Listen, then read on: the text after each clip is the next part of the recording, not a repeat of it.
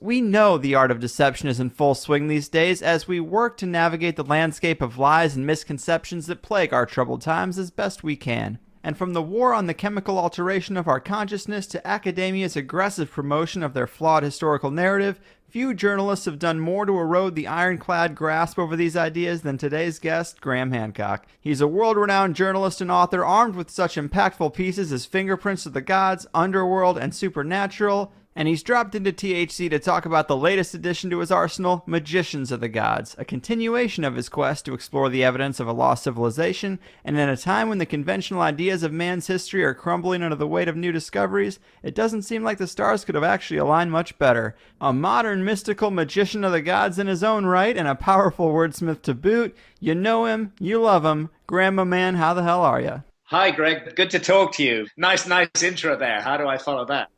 You're too kind, man. And it is a serious pleasure to have you here. We're just a few short months from the 2-week tour of Armenia that you hosted, which I was lucky enough to partake in, exploring paradigm-changing ancient sites like the Stone Observatory of Karahunj that are just beginning to be looked at. And then you have the numerous other sites you talk about in Magicians, and it just seems like a great time to be alive for people who want evidence of an alternative to the historical narrative we've been given, doesn't it?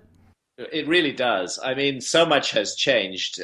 I published my first really big book on this subject 20 years ago, and that was Fingerprints of the Gods, which was published in 1995. And it said the takeaway message is that there was a global cataclysm between 13,000 and 12,000 years ago, and that a former high civilization had been wiped out in that cataclysm and is now remembered only in myths and traditions. And at the time, the archaeological community and their buddies in the media poured scorn upon this book, right, and attacked it from all directions, many of the directions being ad hominem attacks on me as an individual rather than on the ideas being presented. Seems like just anything possible was done to discredit the notion of a lost civilization. But in the 20 years that have passed, the evidence has moved very strongly in my direction. We now have absolutely cut and dried scientific evidence, and this is not, woo-woo stuff. This is from mainstream scientists publishing in major peer-reviewed journals like the Proceedings of the National Academy of Sciences. This information has not much got out into the public domain yet. It's in the rarefied atmosphere of scientific journals, but it presents compelling evidence for a global cataclysm exactly in the window that I proposed in 1995 between 13,000 and 12,000 years ago. And this cataclysm resulted from the impact of several fragments of a giant comet, which broke up into fragments as comets do. Several of those fragments hit the Earth 12,800 years ago and caused a global cataclysm of flood and fire and rapidly rising sea levels. And then again, 1,200 years later, 11,600 years ago, there was a second series of impacts, this time in an ocean. We believe it was the Pacific Ocean. And this was accompanied by yet more traumatic events, more global flooding and more disasters. And the 1,200 years between the first events 12,800 years ago and the second events 11,600 years ago, those 1,200 years ago were 1,200 years of absolute hell on Earth, with a huge plunge in temperatures and massive extinctions of animal species.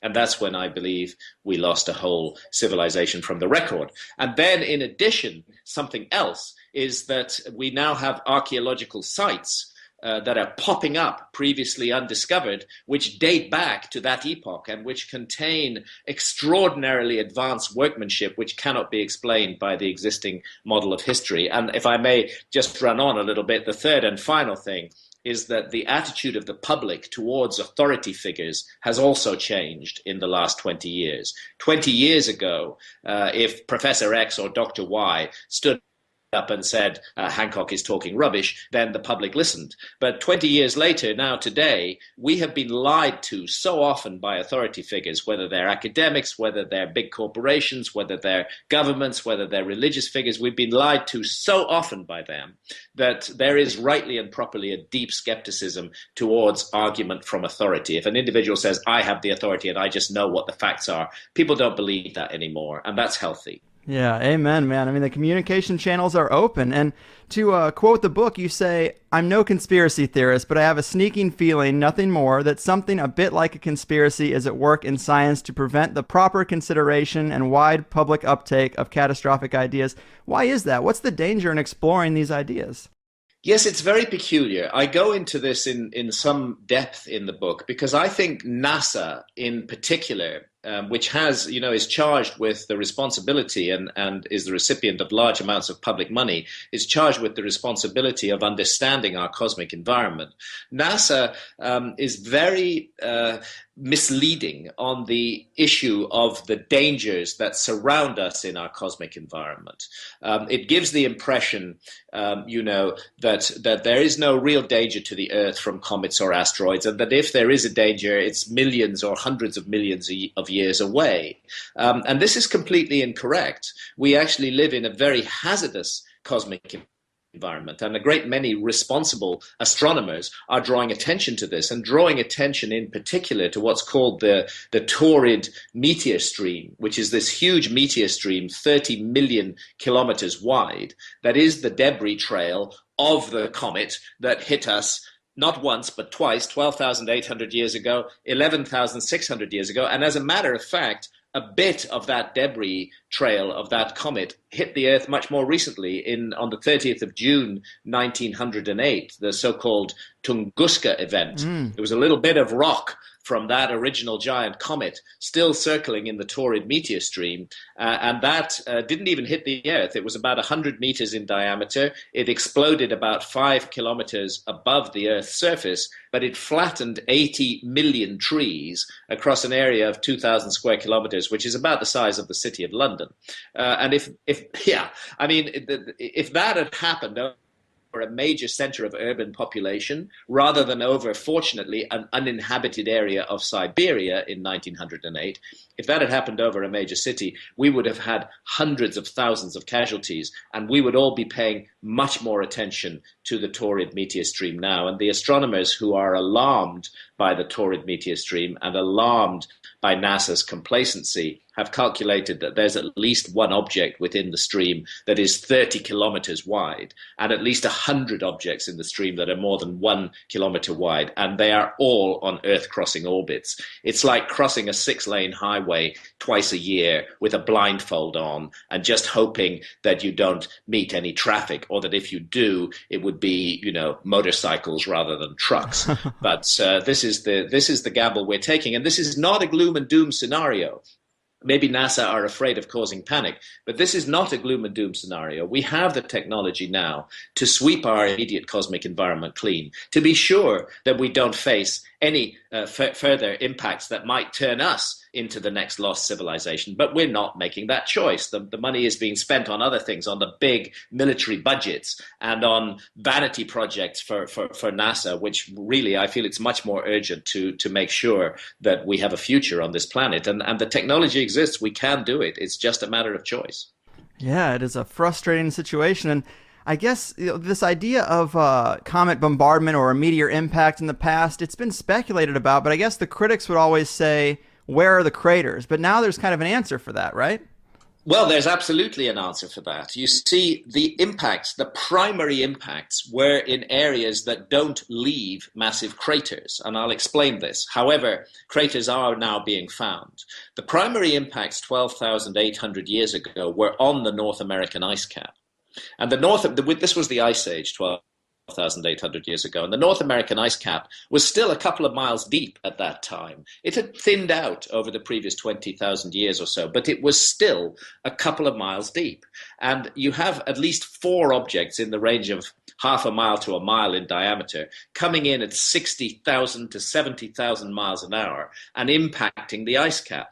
The craters are excavated in the deep ice. they cause a massive melting of the ice cap, and the craters effectively vanish. They're transient. They're not. They're no longer in the ground. But what you get is shock effects under the ice, and those shock effects, now that all of the ice has gone, as is the case today, can be measured on the ground. And in areas just outside the ice cap, in the northeast of North America, 4 distinct craters have now emerged that date back exactly to 12,800 years ago. So the question of craters is in the process of being answered by the team of more than 30 scientists who are working on this problem. But their key evidence, and that evidence alone is good enough, is what are called impact proxies.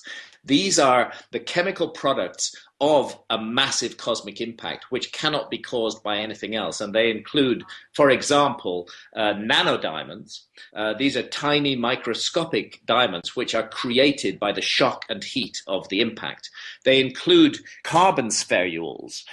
These are, again, a product of impacts. They include melt glass, exactly like trinitite, the melt glass that was created in nuclear explosions during nuclear tests. And they include evidence across actually 50 million square kilometers of the Earth's surface of temperatures in excess of the boiling point of quartz, temperatures in excess of 2,200 degrees centigrade. And finally, they include a distinct layer of ash in the soil, which lies immediately over the remains of extinct species of animals. And this layer of ash is the result of continent-wide wildfires burning. You see, when these comet fragments come in so fast, so hot, superheated ejecta is thrown up into the upper atmosphere and then can fall hundreds of miles away from the impact site on the primal forests of that time. And so you're looking at whole continents burning. And the evidence for this is very distinct in a distinct stratum in the soil. And as a matter of fact, it was exactly the same evidence that led to the recognition that the dinosaurs were made extinct 65 million years ago. Now, NASA is, and of course we know the dinosaurs were made extinct by a cosmic impact. Now, NASA of course acknowledges that a cosmic impact made the dinosaurs extinct, and it acknowledges the evidence for that, but up till now it's ignoring the evidence for what happened 12,800 down to 11,600 years ago. And the other people who are ignoring that are historians and archaeologists, because weirdly, their story of civilization begins just after 11,600 years ago, but they're not taking account of the extinction level event that immediately preceded that. And we have to consider the possibility that those early signs of civilization are in fact a reinvention of civilization, a transfer of technology from the survivors of a lost civilization to hunter-gatherer peoples. Yeah, I think you make an excellent case for that. And I'm curious, with all this destruction and the heat coming in, do you think this could explain the sheets of sandglass in the deserts of the world that some researchers use to justify the idea of like an ancient nuclear war? Yeah, it could well be related. This event was astonishingly widespread. As I said, the main impacts were on the North American ice cap, but the bits of the comet carried on across the Atlantic Ocean. There were further impacts on the Northern European ice cap, and indeed there were impacts as far east as Syria. Now, there may have been impacts even beyond that in the 12,800 year ago event. The research is still being done, but it's clear we're looking at the fingerprint of a giant global cataclysm. It's fascinating to see these types of discoveries that just give us another piece of history for our planet. But outside of the destruction to the environment, how it was radically affected, how does this affect the story we've been told about humanity? Well, I think it affects it enormously. I just slightly touched on that. You see, historians and archaeologists over the last 100 years or so have pieced together what they regard as a timeline of history. Right. And that timeline shows a straightforward evolutionary progress of the story of civilization from, primitive cavemen. Anatomically modern humans like ourselves, by the way, have been around for at least 200,000 years. And right there, we should have a question. Why did we wait 195,000 years to develop the first civilizations? Right. Isn't it possible that people exactly like us made civilization much earlier, but that civilization was in some way wiped from the record. At any rate, here's this nice timeline of archaeology, which sees the cavemen, who were entirely hunter-gatherers, the Stone Age, it's called the Paleolithic. They were entirely nomadic hunter-gatherers. This is the mainstream story. And around 11,600 years ago, weirdly, they suddenly started to develop agriculture, and then there was a slow build-up from there, and about 6,000 to 5,500 years ago, we begin to see the first megalithic sites that are built with gigantic megaliths, and then about the same period, the first cities are built, and then we move onwards from there in a smooth progress right through to smart old us, sitting here in the 21st century with our technology, and see ourselves as the apex and the pinnacle of all of the human story. But the problem is that nice, comfortable, reassuring model has been built without taking account of the extinction level event that we now know took place in the foundations of history. So I would say the house of history may be very well built for the last 8,000 or 9,000 years, but it stands on foundations of sand. And we all know what happens to houses that are built on foundations of sand. Archaeology has to take account of this cataclysmic event between 12,800 years ago and 11,600 years ago and build it into its model of civilization, of the origins of civilization, or we'll never be getting the straight story. Amen, man. I totally agree. And I think this is just, it's so great to just see all this stuff kind of coming to light. And I guess one of the biggest pieces of the puzzle is Gobekli Tepe. Why is this so important to this new paradigm? Yes, it's of absolutely crucial importance. And this is Gobekli Tepe, a site in Turkey, in southeastern Turkey, in Anatolia, which wasn't discovered until the second half of the 1990s. The reason it wasn't discovered, by the way, Gobekli Tepe in the Turkish language means pot-bellied hill. And that pot-bellied hill, it looks a bit like a pot-bellied hill that sits over the entire site, is absolutely 100% artificial.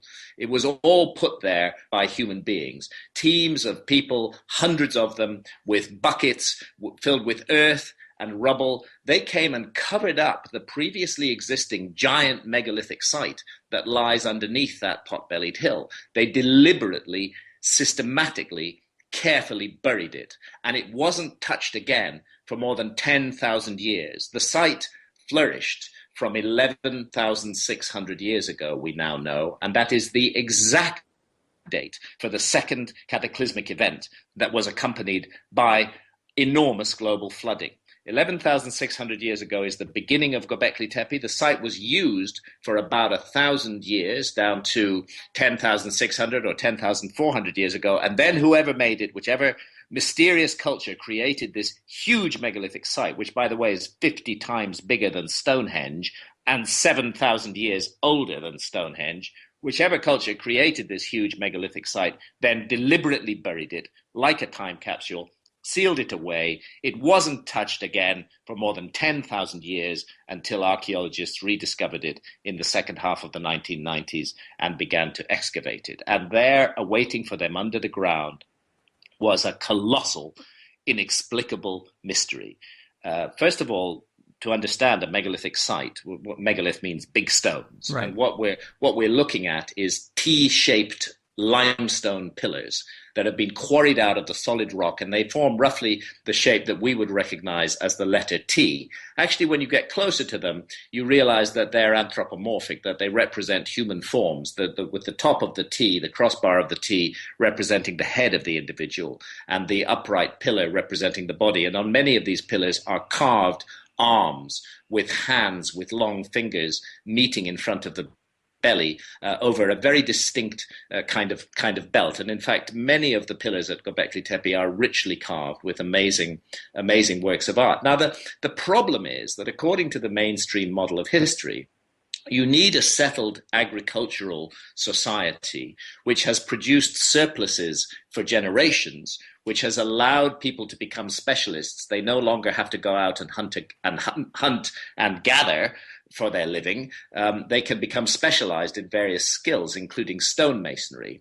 But this has typically been regarded as something that could only happen in societies that had already been practicing agriculture for a very long time. So when we see a site like Stonehenge in England, for example, which dates back, according to the Orthodox story, to about 4,500 years ago, that's already in a fairly advanced Neolithic society where they have agriculture, they have the specialists, they have the organizational skills to do something like this. But the mystery of Gobekli Tepe is that it just comes out of nowhere. Right. It comes out of the blue. There's no background to it whatsoever. We see no evidence of evolution of these skills. And the society that archaeologists have been able to track in that region is entirely a hunter-gatherer society prior to this. And then suddenly we get this enormous megalithic site being created, and it's very sophisticated. It contains, for example, the world's first perfectly aligned north-south building. And to align a structure perfectly to north and south requires the use of accurate astronomy. We see many indications that astronomers were at work at Gobekli Tepe. So to cut a long story short, what archaeologists are scrambling to catch up with this right now. But to cut a long story short, the fairy tale that they are trying to spin is that a hunter-gatherer population, which had no prior experience of architecture at all, no prior experience of moving megaliths that weigh more than 20 tons, and in some cases up to 50 tons in weight, no prior experience of organizing a labor force or of involving specialists like astronomers in the work, that this society suddenly wakes up one morning almost divinely equipped with all the knowledge, magically equipped with all the knowledge and all the skills and all the necessary background to create the largest megalithic site that has ever been built on Earth. And at the same time, just as an aside, they also decide to invent agriculture, because it's exactly at that moment when Gobekli Tepe is created 11,600 years ago that we see agriculture suddenly spreading amongst the hunter-gatherers of this region of Turkey. And to me, the archaeological fairy tale is quite absurd. It's obvious that what we're looking at is a transfer of technology from the survivors of a lost civilization who already knew how to work megalithic architecture and who already knew all about agriculture and who settled amongst the hunter-gatherers in Turkey and transferred their skills to them. They used Gobekli Tepe as a center of innovation. And what really drives this home is that this site pops up immediately after a global cataclysm on a scale that is absolutely capable of having wiped out almost all traces of a prior advanced civilization. Right, yeah, this news story is making a lot more sense. Now, in Armenia, we saw a couple of things like Karahunj and the supposed buried pyramid there, which, Yes. Armenia and Turkey are geographical neighbors. You have any idea how these sites might fit into the story? Yes, I think Armenia fits very much into the story in lots and lots of ways. First of all, let's take Karahunj. Karahunj is an intriguing situation in itself. Well, we saw it together, Greg, and there's these amazing alignments of megaliths flowing in an almost serpentine-like pattern across a plain surrounded by distant mountains. And these megaliths, many of them have holes drilled through them. And those holes, we now know, were used for astronomical observations. And the astronomical alignments that come out of them are very, very old, going back into that 12,000 year ago period. And secondly, recently just discovered, by the way, at the bottom of the Sicily Channel in the Mediterranean, and not that far actually from Armenia, at a depth of more than 40 meters, more than 130 feet under the ocean, marine archaeologists have come across something totally unexpected, which is a huge submerged megalithic site. And lo and behold, there's a megalith there which is 36 feet long. And one of those, that 36-foot long megalith has holes drilled through it, exactly like the holes that we saw in the Great Stone Circle at Karahunj. But in the case of the megalithic site at the bottom of the Sicily Channel, we can be sure that it's vastly ancient because studies of sea level rise are very well advanced. And we know that that area has been covered by the sea for at least 9,500 years, which means that the site that's sitting there must be much older than that. We don't know how much longer it stood there before the sea levels rose and covered it, but certainly it may have been there for a very long time. And that now makes sense in context of Gobekli Tepe, where we know the site is 11,600 years old. And I think what it's going to require us to do is to reconsider the dating of other megalithic sites around the world, including Karahunj. I mean, archaeologists really suggest Karahunj might be, some of them say 3,000, some of them say 4,000 years old. Nobody really knows. The astronomical alignments and the nature of the site point to a much greater antiquity. And it's important to make something clear here, which is that the dating of megalithic sites is actually very difficult. There is no technique for directly dating when a stone monolith was cut and moved into position. Because carbon dating doesn't do that. Carbon dating only dates organic material. Mm-hmm. So what archaeologists look for is a piece of bone, a piece of carbon, a piece of charcoal, for example, that is so clearly and immediately associated with the stone they want to date that they can make the inference that the stone dates from the same period as the organic material. And this is very dangerous, really, or potentially very inaccurate, because it's possible that later cultures wandering over a site, if this site is exposed, as many megalithic sites are, later cultures wandering over it introduce much younger organic material. And that organic material is what is dated, and it gives a falsely young date for the site. Now, this couldn't happen with Gobekli Tepe, because Gobekli Tepe was deliberately buried more than 10,000 years ago and has been sealed since then. So there's no possibility of later organic material being introduced to it. And it can't happen with the site at the bottom of the Sicily Channel, because it's 130 feet under the ocean now. So where we have sites that are absolutely cut and dried, where there's no question over the dating, the Sicily Channel site and Gobekli Tepe, lo and behold, they turn out to be vastly ancient, and much more ancient than other megalithic sites around the world. So I think we have to consider the possibility that many megalithic sites, whether it's Stonehenge, whether it's Menidra in Malta, for example, whether it's Karnak in Brittany, that many megalithic sites have actually been wrongly dated by archaeologists. I think these new discoveries are going to require a complete rethink of the age of megalithic sites all around the world. Agreed. And the Armenian sites, sorry, I slightly went off your topic there, Greg, but the Armenian sites are very much part of it. Karahunj is a fantastic site, and I would urge anybody who has the possibility to do so to go there and take a look at it. And that pyramid that we saw near Divine is absolutely, definitely a pyramid, and really intriguing and mysterious in its nature. But so little. Armenia is a very poor country. They don't have enormous resources. They've been given a really bad deal by history over the years. The things that have happened to Armenia and to Armenians in the last 100 years have been truly awful, and the country is in a poor shape economically, and they don't have the resources to do the archaeology. But I think if the archaeology were done, we would find that there is great antiquity within Armenia. And let's not forget that the story of the flood, the worldwide story of the flood, only one telling of which is the story in the Bible, the story of Noah. But this is a story that's told all over the world. The biblical story of the flood has the survivors of the flood turning up, settling, coming to rest, if you like, on the mountains of Ararat. And Mount Ararat is the national symbol of Armenia. Because of the Turkish genocide at the beginning of the 20th century, Armenia no longer has possession of Mount Ararat. It's now in Turkey and only a few days' walk from Gobekli Tepe. But the notion that this was a place of refuge for flood survivors that is carried by the Noah story in the Bible, and that it is associated with a land that was historically Armenia, but that is today Turkey, is a very intriguing one, and one worth following up. I personally don't think that a physical ark was actually washed up on the waters of Mount Ararat, because the flooding that took place would never, in my view, have reached 16,000 feet above present sea level.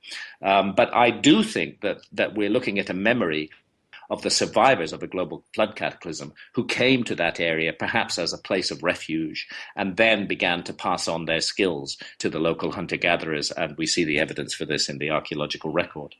I love that theory, and there's a correlation, I suppose, with the Atlantis idea. It kind of fits with this time frame of the Younger Dryas cataclysm, wouldn't you say? You're spot on, Greg. You're absolutely right, and thank you for using the right scientific name for this, because this is what this cataclysm is now being referred to as in the scientific literature as the Younger Dryas cataclysm, and that's because this episode of worldwide catastrophe between 12,800 and 11,600 years ago has long been recognized as a very mysterious episode. There was a sudden deep freeze. The world had been coming out of the Ice Age, and then temperatures suddenly plummeted to just appallingly freezingly cold, and certain types of vegetation died out and other types emerged, and that's actually what the reference to Younger Dryas is. It's to the Dryas is a certain kind of Arctic or alpine flower.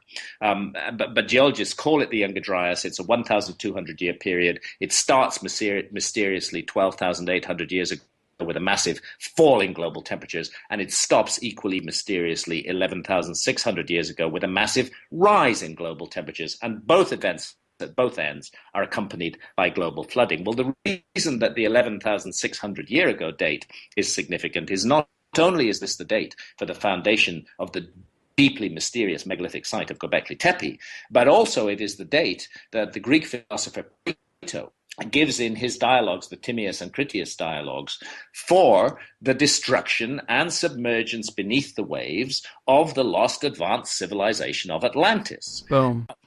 Yeah, now archaeologists, of course, have been busy dismissing the Atlantis story and claiming that Plato made it up for a very long time. Archaeologists don't like this story, and they use the word Atlantologist as an insult. If anybody believes in the possibility that something like Atlantis might have existed, archaeologists treat them as though they're crazy. But here's the thing. Plato put an absolute date on the destruction of submergence of Atlantis. He said that it happened 9,000 years before the time of Solon. And Solon was a famed Greek lawmaker. He was, in fact, the ancestor of Plato himself, and Solon had lived in 600 BC. So 9,000 years time of Solon is 9,600 BC, which is 11,600 years ago, which is exactly the date for that second spike of cataclysm, for what geologists call meltwater pulse 1b, a massive rise in sea levels 11,600 years ago. And it's also the date for the foundation of Gobekli Tepe. So if Plato made it up, he was astonishingly on the money with the latest science on what happened in that period. Global sea level rise, huge inundation of lands. That's exactly what he's describing. And the interesting thing is that he tells us that Solon, his ancestor, got the story on a visit to Egypt.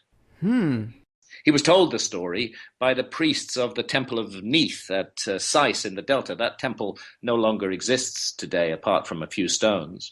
But as Solon reported the story and as it was passed down to Plato, it was those priests who informed him about the lost island continent of Atlantis, the lost civilization of Atlantis, and its destruction by flood and fire, because it had become arrogant and proud and cruel, and it had ceased to wear its prosperity with moderation. In Plato's account, this was something that the universe took objection to. And that's why Atlantis was, if you like, put in its place. And we can listen to that and think about it and perhaps wonder how many of the boxes of the next lost civilization we ourselves tick, because Western technological society indeed does not bear its prosperity with moderation and has indeed become arrogant and cruel and unloving and unnurturing to spirit. Right. There's definitely some lessons there for sure. Talk to us about the Island of Cod. This is an interesting story that I learned about from your book, and it kind of relates to the bigger picture and has a lot of parallels to kind of this picture you're painting, right? Well, yes, it does. And this is a story that has survived in the ancient Egyptian annals. You see, when Egyptologists respond to Plato's story of Atlantis, they like to point out that there is no use of the word Atlantis in any ancient Egyptian text. And that is absolutely true. You will not find the word Atlantis in any genuine ancient Egyptian text.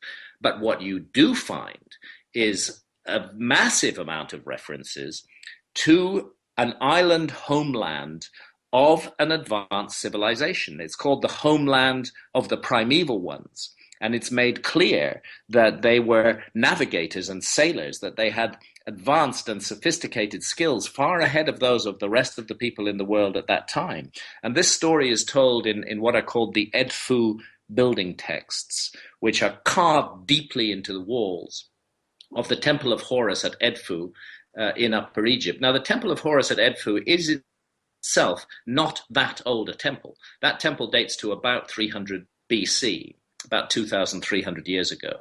But it stands on the site of much earlier temples, which recede back one after another, being rebuilt on the same site, which recede back into the pre-dynastic era. And what it turns out is that the priests of the then newly built Temple of Horus at Edfu, built on that same site 2,300 years ago, they inherited the archives of the earlier temples. And those archives included material that was written, they say, on animal skins, and that was so fragile, so much crumbling and falling apart, some of it already lost, that the priests of the Temple of Horus at Edfu decided to preserve it permanently.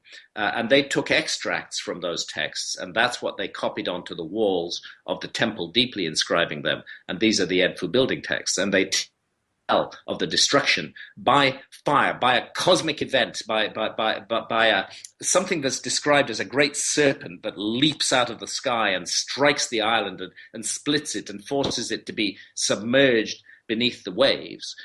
They tell how there were survivors of this cataclysm because some of the quote-unquote gods were at sea at the time, and they tell how those gods navigated their way back to the location of their former island and found it vanished entirely beneath the waves and the sea there completely filled with mud. And this is a direct echo of Plato's story, because he tells us exactly the same thing, that when Atlantis went down and vanished forever, the sea where it had stood was filled with so much mud that navigation became difficult. So there is the story. The story of Atlantis is told in ancient Egypt. It's just not called Atlantis. And then we learn that those survivors of the primeval island of the gods, that those survivors wander the world. There's a very evocative phrase in the ancient Egyptian language about their wanderings and how they go to other lands. And their mission is to reconstitute or reincarnate, reinvent, if you like, their former civilization. And Egypt is one of the places that they do that. And there they build what are referred to as primeval mounds. And these primeval mounds are to serve as the sites for all future temples and pyramids in Egypt. They're a kind of blueprint that is laid out on the ground at that time. And I would suggest another place that they went was Turkey, Mount Ararat, the lands around Mount Ararat. And we see their fingerprints in the mysterious site of Gobekli Tepe. And I think they also went to many other countries. I think we find their traces in Mexico.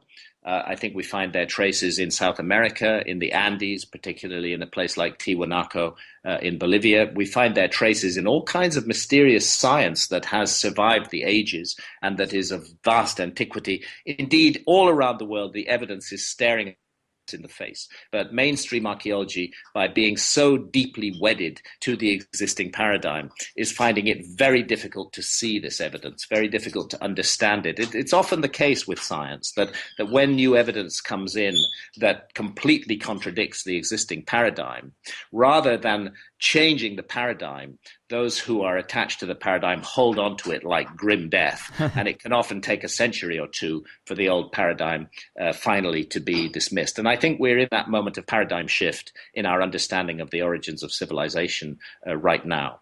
Right, I agree with you, and I love those stories of cedars of knowledge. I mean, they are just as widespread as the flood myths. Yes. I mean, from Native American cultures to Sumeria to the Vedic text, it's a major theme in the oral traditions around the globe, and these are really the stories that the Ancient Aliens camp clings to. Yes. And other camps, like even more fringe things like the Hollow Earth, they talk about beings coming from inside. Mm-hmm. But I think all this new evidence, it really brings the story down to earth. You really don't need all that other stuff when you consider the idea of an advanced people. You could think about if today 99% of civilization was destroyed and a couple of New Yorkers made their way to a habitable remote area in Africa, they might start trying to explain things like Wall Street and McDonald's while trying to corral people into some kind of civilization. You can see how that could happen. Exactly. You can see exactly how that could happen. And for me, a lost human civilization is the simplest and most elegant explanation for all of the anomalies. I have nothing against aliens, by the way. I mean, I think that the universe we live in is deeply mysterious, and I'm quite certain that it's full of intelligent life. The question is, do we see the fingerprints of intelligent aliens who have crossed interstellar space? Do we see those fingerprints in ancient and mysterious archaeological sites around the world? And I don't see them. It's been my privilege to spend 25 years exploring just about every intriguing and extraordinary ancient site in the world. And so far, I haven't seen anything that could only have been made by an alien culture that had the technology to cross interstellar space. Right. And an example I often give is that the Great Pyramid is an incredible monument, and it's often attributed to aliens by the ancient astronaut lobby. But actually, the Great Pyramid is almost perfectly, but not quite perfectly aligned to true north. It's 3/60ths of a single degree off true north. The sides of the Great Pyramid are almost exactly the same, but there are variations of up to 7 inches in the side lengths. In other words, there is error in the Great Pyramid. And I think if you have the technology to cross interstellar space and navigate your way to this little blue dot of planet Earth, and you somehow want to build a pyramid or involve the local population in building a pyramid, you would be sure that you would get your alignment to true north right, and you would be sure that you would get the side lengths of your monument absolutely right. So I think we're looking at absolute evidence of human error in the construction of the Great Pyramid. Nevertheless, it's incredible. It's an incredible piece of work. This is a monument with a 13-acre footprint. It weighs 6 million tons. It's 481 feet high. To align it to just within 3/60ths of a single degree of true north is astonishing and uncanny precision. Yeah. And I would say that it speaks of human abilities and the skills and knowledge of a lost civilization. Yeah, you very well may be right. Another thing I wanted to ask about was this handbag symbol, a related image that we see across way too many supposedly unrelated cultures. When did you start to recognize this?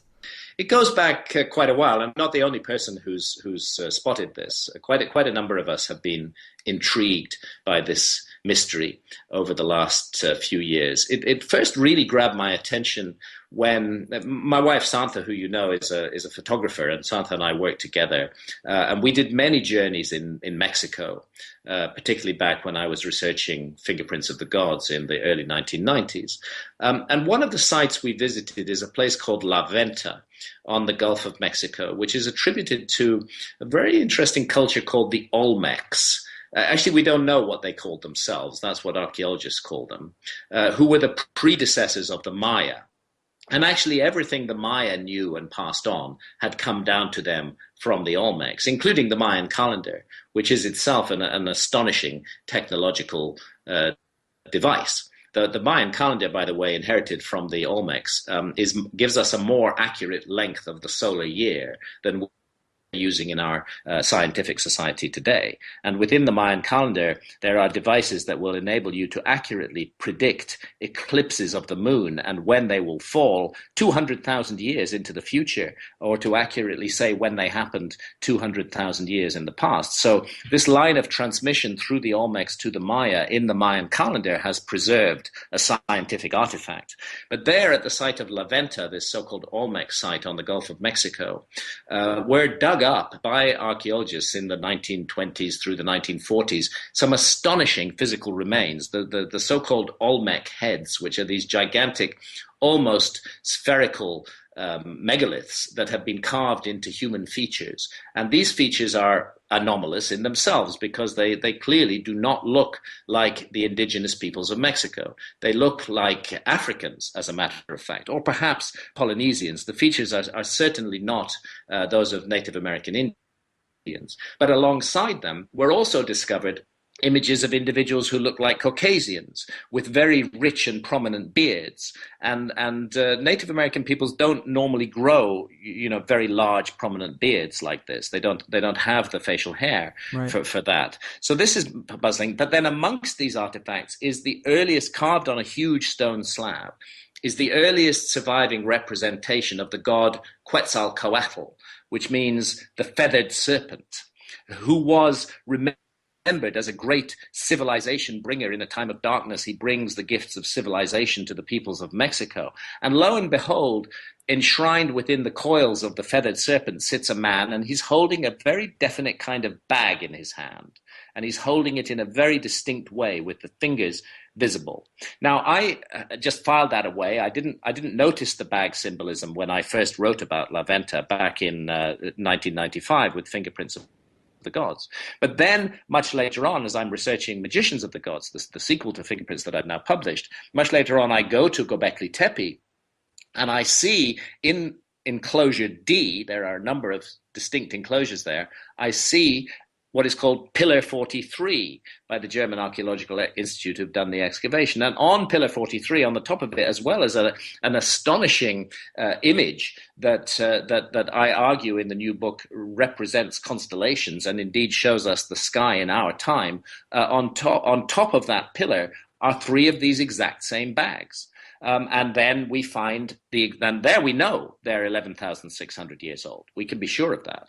And then again, we find the exact same bags in ancient Sumer in Mesopotamia, associated with another civilizer whose name was Uana-Dapa or Oannes, who came with 7 sages, the 7 Apkallu, who are described as magicians. Indeed, this is I call the book Magicians of the Gods. And images of them, they're also holding the same, well, I call it jokingly a man bag. They're also holding the same man bag. So in these three widely separated cultures, supposedly of different epochs of history, we find the same symbolism cropping up associated with the same story, that this is about the bringing of civilization, of reseeding civilization again, after a great cataclysm. And I think that this is yet more evidence of the worldwide distribution of the survivors of the Younger Dryas cataclysm.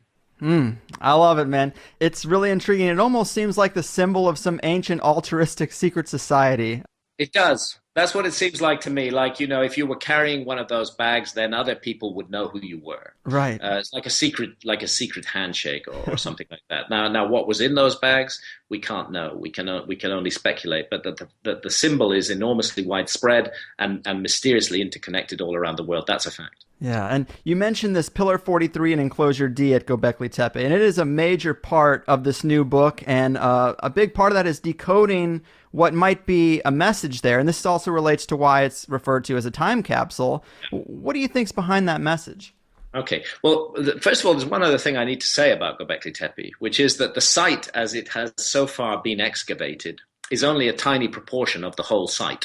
What we're seeing exposed by archaeologists since the mid-1990s is just a fraction of it. They've been over the whole site with ground-penetrating radar now, and they know that more than 50 times as much still lies under the ground. That's why I say that this site, which is 7,000 years older than Stonehenge, is also 50 times larger than Stonehenge, because the existing exposed area of the site is already the size of Stonehenge, and underground awaiting to be excavated is so much more. Hundreds and hundreds and hundreds and hundreds of gigantic megalithic pillars still lie buried. So the full message of this time capsule may well remain to be revealed, but we have the intriguing hint given to us on Pillar 43 in Enclosure D.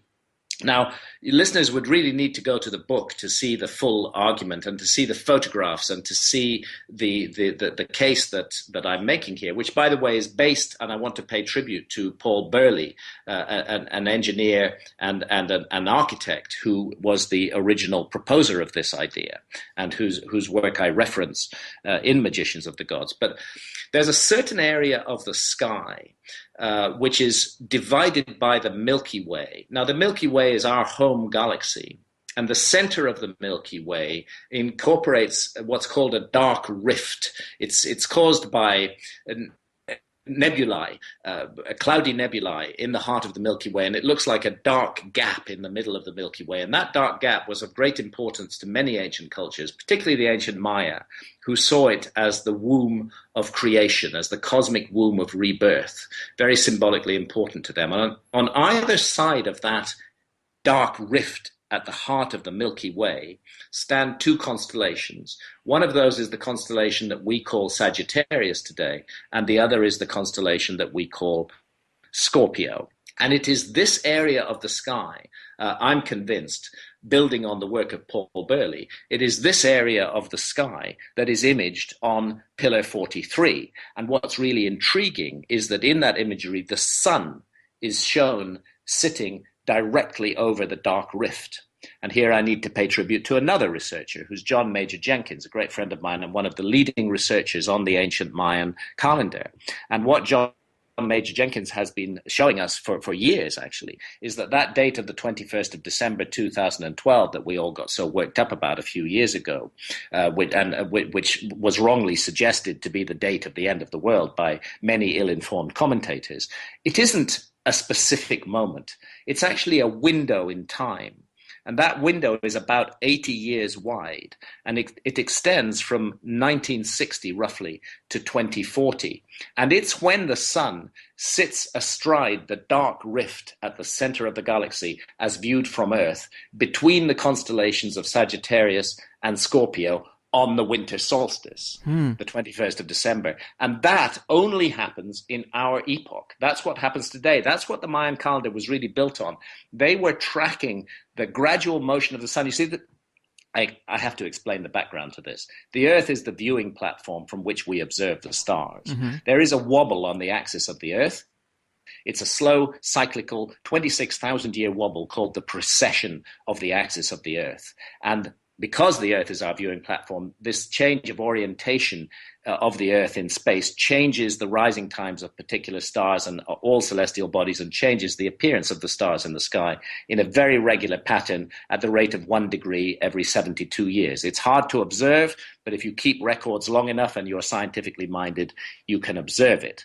And this is the knowledge that is incorporated into the ancient Mayan calendar, and it was based on the precessional changes in the position of the sun against the background of the stars on the winter solstice. And it is that exact moment that is depicted in great detail on Pillar 43 at Gobekli Tepe. This tells us, if I'm right, and readers must make up their own mind from the evidence I present in the book, this tells us that whoever created Gobekli Tepe had advanced scientific knowledge of the phenomenon of precession and were able to simulate future skies, the changes that would take place.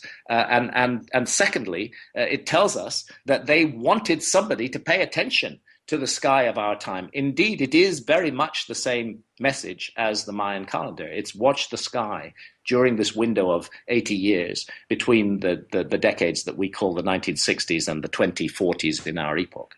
Wow, man. And if you're somebody who puts any stock in synchronicity or some sort of poetic unfolding of events, how coincidental is it that this very pillar would be unearthed and decoded in the very era it's referencing rather than any other time before or after? That's interesting. I agree with you. It's a very odd thing that this should happen, and something odder about it. Gobekli Tepe was noticed by archaeologists in the very early 1950s, which perhaps coincidentally is just before that window in time opens. American archaeologists visited the site in very early 1950s. They were looking for Stone Age remnants, and they found some flints on the ground. But then, sticking up out of the soil of that pot-bellied hill, they saw the tops of a couple of beautifully carved pillars. And their immediate conclusion, because of their prejudices, because of their preconceptions, were that those pillars were recent, that they must be looking at a Byzantine cemetery. And for that reason, they abandoned the site and never excavated it further. And it wasn't until the second half of the 1990s, when Klaus Schmidt of the German Archaeological Institute took another look at the site, that he realized that actually they were vastly, remotely ancient. And coincidentally, Klaus Schmidt's discovery or rediscovery of the site in the second half of the 1990s is within the window time that is indicated on Pillar 43. I don't do spooky often, but this stuff does give me goosebumps every now and then.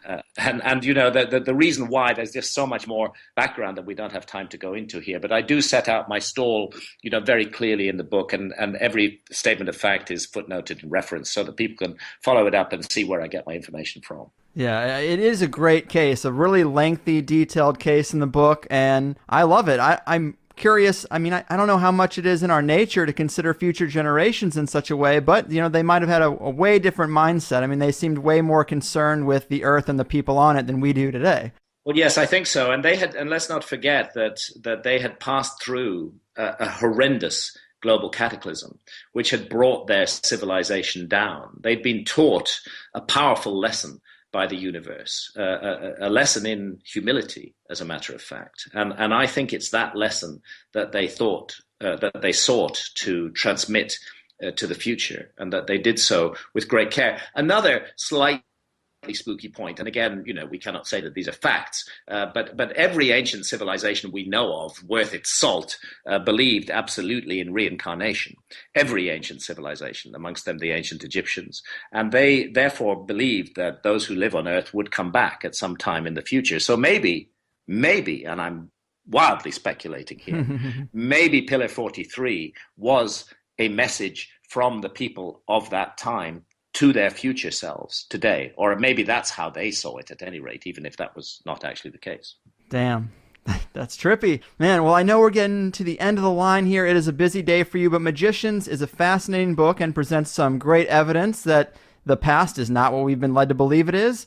And before we go, do you want to remind people where they can get the book and your website, things like that? Yeah, thank you, Greg. The place to go is my website, which is www.grahamhancock.com. There's a special page dedicated to Magicians of the Gods there, and there are links to go purchase it if you want to do that. It was published in America on the 10th of November. It was published in the UK on the 10th of September. It's coming out in Canada very shortly. And I hope that this I know for sure, is the first major work that has considered the implications of that cataclysm between 12,800 years ago and 11,600 years ago, has considered the implications of that cataclysm for the stories we tell ourselves about our past. And we should never forget that history is a narrative. And I believe that this new evidence, it's not me, I'm simply the vehicle that puts this evidence before the public. It's the evidence itself that matters. And that evidence is a game changer. We are going to have to change everything we have thought about the origins of human civilization. And in so doing, vast new avenues of inquiry open up that can teach us so much about ourselves and what we're doing here on this planet. Well said, man. And that was great. We covered a whole lot of ground there. Thanks so much for being here, man. I had a blast hanging out in Armenia. Definitely a life-changing trip. Hopefully we can do this again sometime after the holidays and talk about more of the interesting things that you've gotten into, psychedelics and all that. Greg, you have an absolute commitment from me. I am looking forward to having a much longer discussion with you, hopefully in January of 2016. And we can go for a couple of hours and get into lots of other areas of my work. Because you're right. I mean, psychedelics and consciousness and the adult sovereignty over consciousness are also crucial issues for me. And I've talked a lot about this, and I'll be very, very happy to engage in discussion with you about that. Amen, man. We're looking forward to it. Well, until then, take care of yourself. Enjoy the holidays. Thank you, Greg. Thanks for having me on the show. You got it, man. Thanks for being here. Well, whoop, there it is, people.